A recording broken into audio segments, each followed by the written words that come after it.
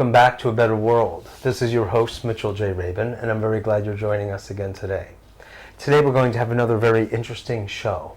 We have with us, fresh from London, the author of this book, How to Find God in Everything, Amoda.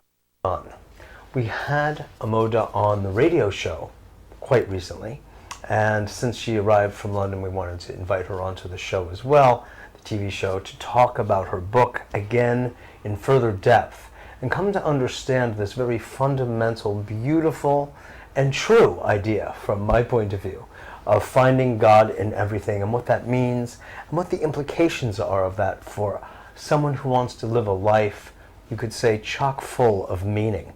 So we're very glad to have Amoda on today with us here in New York and to talk about this very vital subject in a world that's otherwise in turmoil, in crisis, and having an anchor such as Amoda offers here in this work can help to ground us in a way that we have a mooring while life here on planet Earth is going through some major metamorphosis.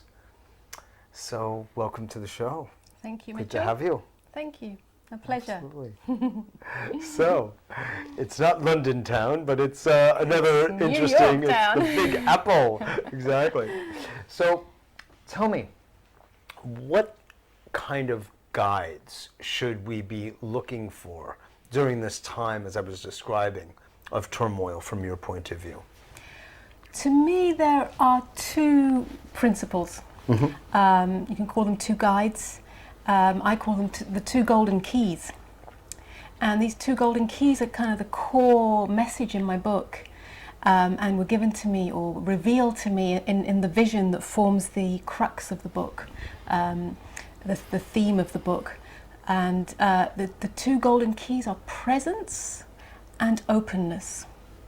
So presence, it sounds very simple, but they're actually very profound inner changes or inner qualities that we can bring to every aspect of our lives. And presence is the ability to be absolutely anchored in now, in the eternal now. Not just in our meditation practice, but in every moment of our lives as it reveals itself to us, as it unfolds within our own experience. And that can be painful, that can be challenging, that can be difficult. It's where we want to retract, it's where we want to turn away, it's where we want to put up a wall of defense, it's where we want to blame, it's where we want to judge. Now, instead of doing that, what happens if we just absolutely stay fully present, without judgment, we die. Without blame? We die. Well, we die to our ego self. Yes. And we are reborn as our true self.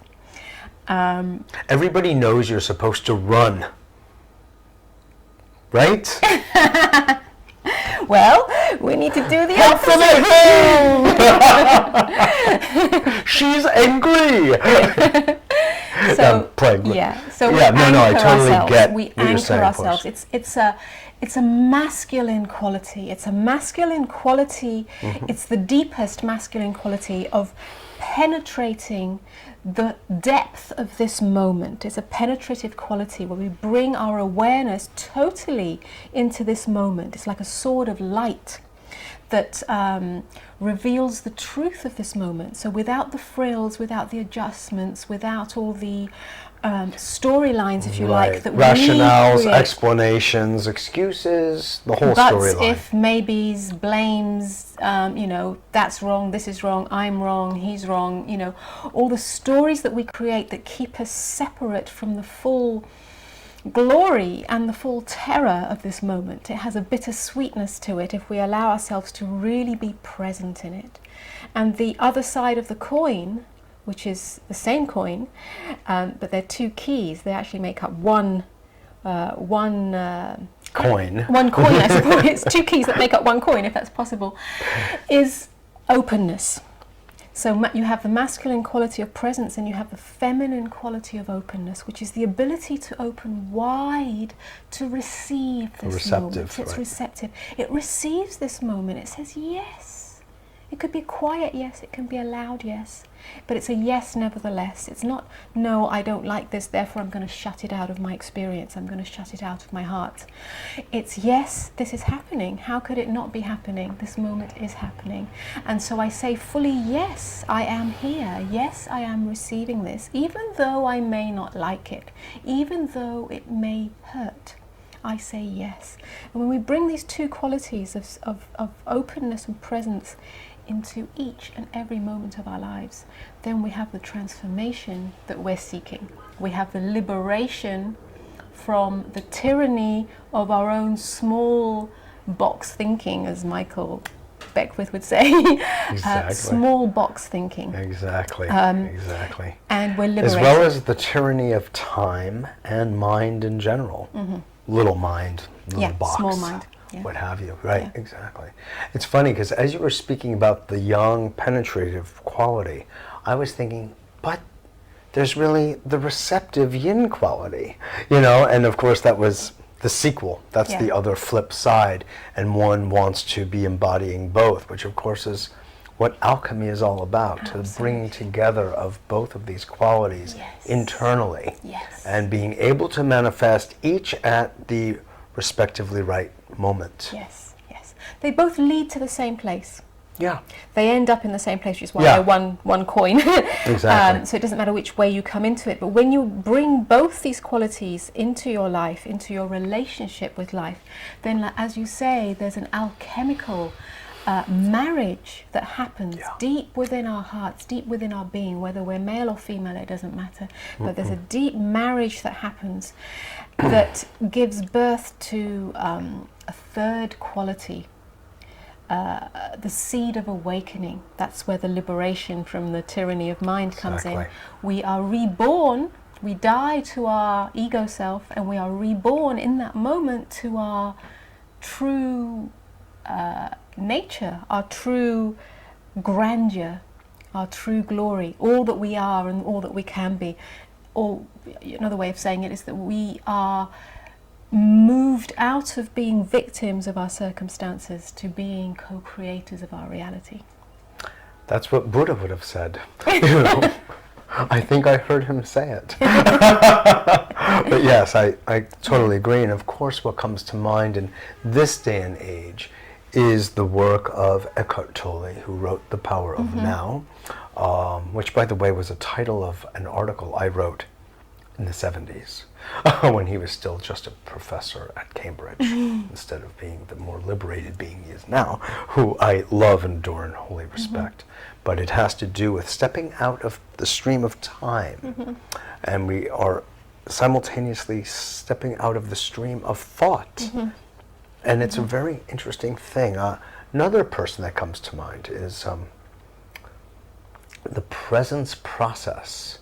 Is his name Michael Brown, from South Africa, who is in extreme pain and worked his way out of extreme, like, I need to kill myself level pain. I can't stand this anymore, without any solution, to coming to discover a lot of what Tolle has described, but through his own inner process, and doing any number of other practices, etc., spiritual in nature.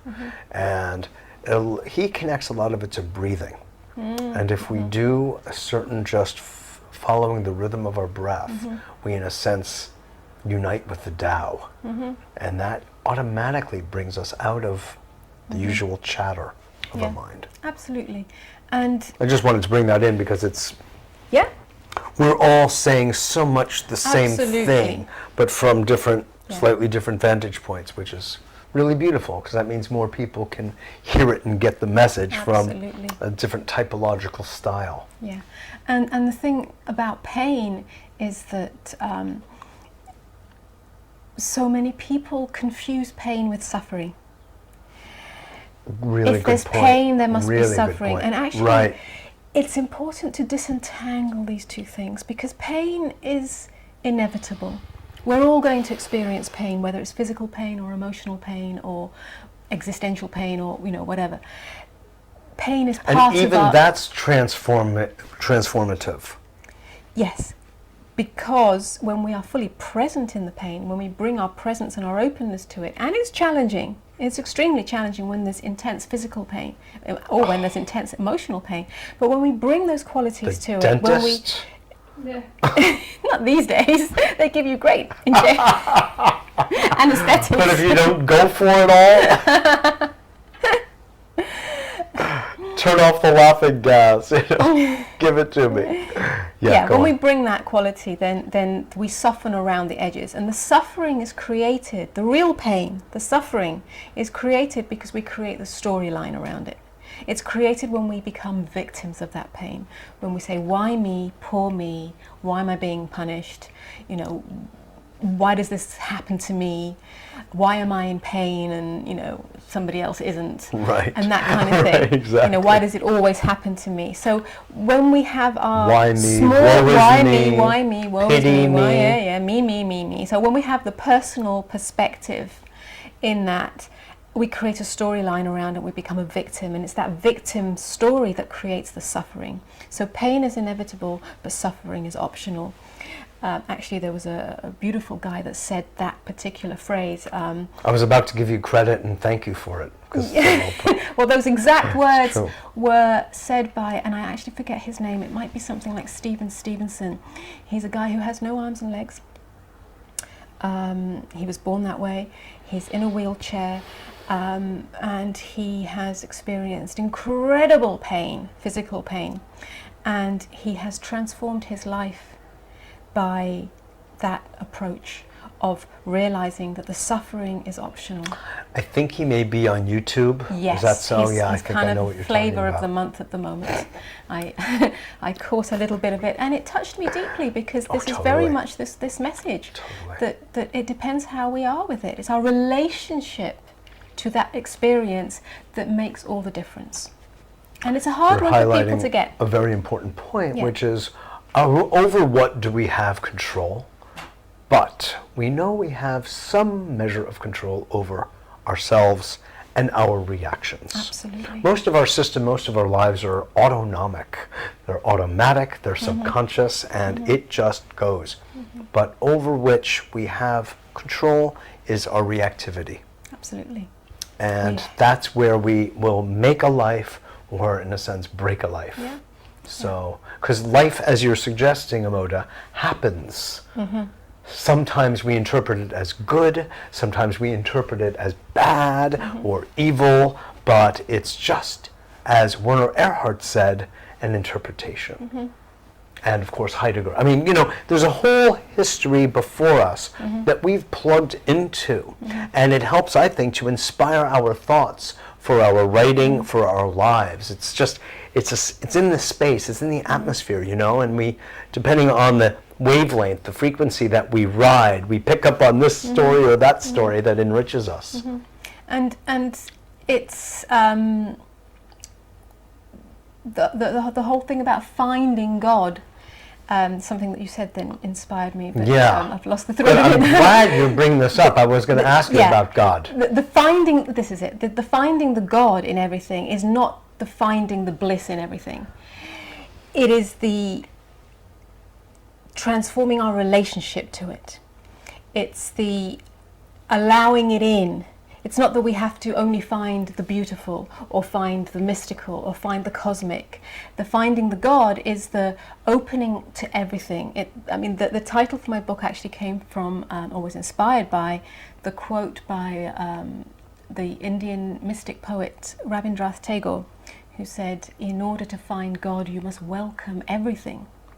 So this resonated deeply, because in order to find God, we must open ourselves and say thank you to life for everything, the beauty and the horror.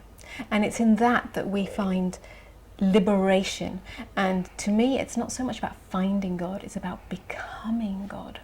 Because it's in that experience of allowing everything in and allowing it to just be as it is. Simply be as it is, because it is as it is, it's happening. Exactly. It cannot be any other way. We're fighting something that cannot be fought against. So we are creating our own suffering. It's in that allowing it to be as it is, to become a lover of what is, that we become a co-creator of our lives. We become one with the co-creative force of life. We become one with the only power that there truly is. We become one with our essential nature, and we embody our divinity, not in a kind of out there mystical way, but as a very real, fully present, living reality. Yeah, way. Denial is best off just as a river in Egypt. In other words. And I say that because we all live a life of, I like that, I don't like that. I like this, I'll experience this, but I don't want to experience that, and I won't, and I'll close the door to it. So what you're saying is really very practical for people, and I appreciate that, and I appreciate that about the book in general. It's very much kind of like tools for living in some very serious respects. Spirituality. Yeah, it is. It's misleading sometimes because the title is very cosmic. And so I wanted to ask you, Amoda, talking about cosmic titles, what exactly do you mean by God? I love speaking to the British. Well, I think we've just touched on that. God is what is. God is the experience so this of what is interesting, though. So it's the experience of. So without the experiencer, God is not? Maybe. I think that would be borne out, actually, in quantum physics. That can only be experienced through one's own self-inquiry. Well, you know that people have all sorts of interesting ideas of what God is. And what I hear you saying, and with which I agree, is God is actually life. The life process itself happening, unfolding as she does. And we can either be with her as she expresses her love through flowers and song and trees and stars, or we're closing the door and saying, again, partiality. To me, God is the experience of at-oneness or at-one-ment that we have when we are fully present and open to life. Which does beg the question, does God exist if I am not experiencing that which is? Right. I'm not going to answer that. It is answered. Yes, okay. Take a practical situation. Take a situation in which you found yourself, say, on your way here from London. As you know, you got on the airplane, you sat down next to somebody, was there anything in that whole series of events getting here that you could describe from this point of view of being present to your experience? Even the headache, for instance, how would you describe? My experience of it? From the point of view that you're espousing in the book. Well, I can create a storyline about it, which is one of kind of retracting from something. I've got a headache, I don't feel up to it. Or, yes. So it's a story of disengagement. Disengagement, or, excuse. I've got a headache, this shouldn't be happening right now. Or, I don't know, I must have done something wrong. And it's very often a very deep, unconscious statement we make to ourselves about feeling wrong about something. It might not come to the surface consciously, and we can tell when we're doing that, or I can tell when I'm doing that, since you're asking me the question, when I've retracted slightly, when some part of me has shrunk back. That if I maintain a softness and an okayness and an acceptance, and so I have a headache, it's not comfortable, it's not as I would like it to be, but it is as it is, so I can just be with it and soften to it, and in some ways hold it in the same way that I'd hold a baby that was crying. So instead of judging it and being harsh towards it, I'm being the benevolent parent, if you like. That changes my relationship to it. I may experience still the pain and the discomfort, but I am still in my full presence. Would you seek to understand the cause of it? If it was necessary. if I could. You're the determiner of that. It depends on the situation. You know, for instance, with a headache, one could say, well, I can look at, you know, the 8 hours before that, did I drink enough water? No, I didn't. Okay, next time I know. So yes, we can, but we don't have to judge it. So yes, we can use our intellect. Right, so that would be a practical, Yeah. like biochemical cause. Yeah. But then you also have the, you would have the psychological cause, for instance, which would be something more like, I don't want to be fully present to fill in the blank, you know. There's, of course, the old story of, you know, a husband and wife, and they get into bed, and the woman says, honey, I have a headache. You know, sort of, i.e., I don't want to be present right now. I want to kind of leave the situation. Exactly. I don't want to deal with you as you are being. Yeah. But when we bring our presence to that situation, then the truth reveals itself.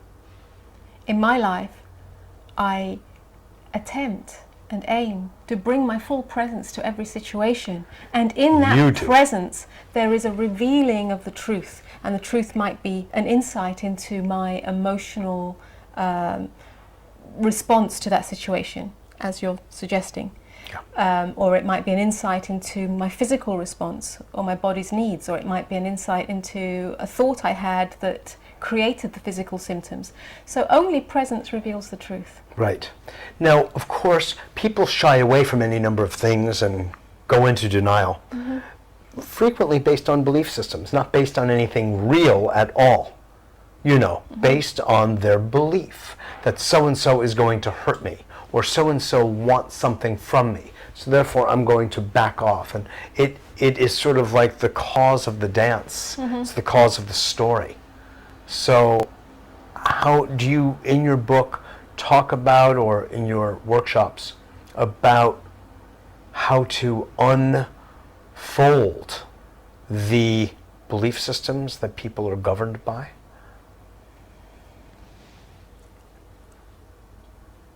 You know what I'm talking about. Yes, we I do. all have I do. constructed our own metaphysical perspective on the nature of life itself. We can only examine those in honesty, and someone needs to be willing to examine that. Of course. Without the willingness to examine one's own belief systems, then there's no insight. And that's something that people need to find for themselves. Yeah. I mean, so you're talking about really, you know, deconstructing reality as we see it, which is that it's just full of good and bad, you know, sort of like the old cowboy movies, you know, and there's a part of our mind that operates that way. Good and evil, you know, the good guys and the terrorists, or whatever you have, whatever polarity there is.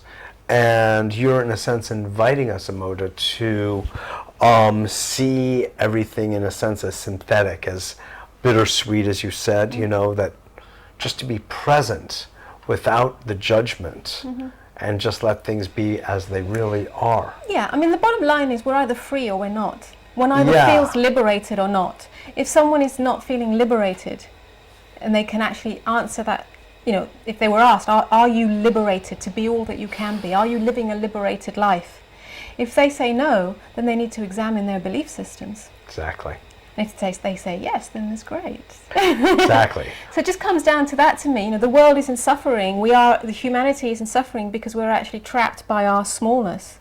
So, and here we are all certain, not all of us, but many of us searching or trying to grow out of that. So my message in my book really addresses that searching, that quest for growing beyond one's limitations. And you're either at the edge of that, where you're asking those questions, or you're not. So what are the implications then if people were to follow this path, you could say, of liberation? What would our world look like? Yeah. Exactly, because this is a good question, because this is exactly what it's about. It's not just about personal, well, it is about personal liberation, but by doing so, we liberate the world as well from its current state. because when we each take responsibility for our own personal transformation, for our own liberation, then the way that we relate to each other, the way that we relate to society, the way that we relate to authority, the way that we relate to our work, to our money, to all the different structures, to our earth, absolutely, to all living life, all the resources that we have, that will change. That will change, because when we are living in the fullness of our being, in the truth of our essential nature, we cannot possibly operate in the way that we're still operating in. Right, exactly. And that's, the key to quintessential. The key to planetary transformation or global transformation is personal inner transformation. Of course, the Buddhists speak of the Hinayana path, the lesser vehicle, which has to do with personal liberation and awakening, and then the Mahayana, which of course means the greater vehicle, and that has to do with the bodhisattva, he or she who is always relating to and working on behalf of the liberation of all sentient beings. Really interesting. So there's always a through line between the personal and the transpersonal, so to speak. So that is sort of what you're inviting people to come to, something that's been spelled out in these ancient teachings, so rather thoroughly. Yes. Well, it's beautiful. I want to just thank you so much for this work. It's really, I think, helping more people find God, what is, in daily life, and to come. I think there are other aspects, and I know you know that, and you do speak about it, of gratitude and appreciation and feeling compassion and love as part of the connectedness of all things. And it's beautiful work. Great. Thank you. Absolutely. Thank you for sharing with us today. It's a pleasure. This is Mitchell J. Rabin for A Better World. Thanks so much for joining us. I hope you enjoyed that and benefited from that as I did. And I think you should go visit Amoda's website, which is www.amodamajeevan.com. That is spelt AMODAMAAJEEVAN.com. Beautiful. We'll put that on as well. Again, thanks so much for joining us, and I look forward to seeing you all next week.